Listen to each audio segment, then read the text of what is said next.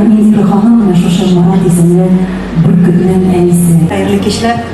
Birinçiden biz bütün tamaşaçılar olduğunda sizin büyük ana kulluğunuz için başımızın tüveniyip rahmetimizi yetkiliriz. İndira Hanım, bu arada siz uylagandan da köpke yakşadan kelip şidirelim. Kabul etip alınız. Kızım bu hıyalar mümkün akış yaparlar hoştu sizni. İndira Hanım öyle bunun bilengine de bilmedi.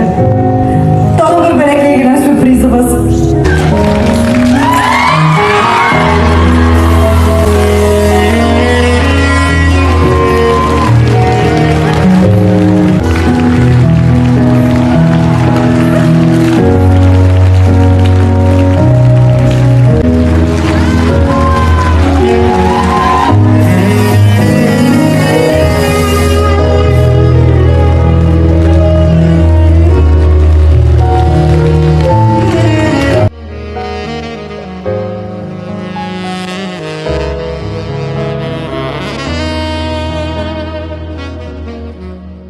Biz sizin şalgınızın arkadaşlarımız Kadir.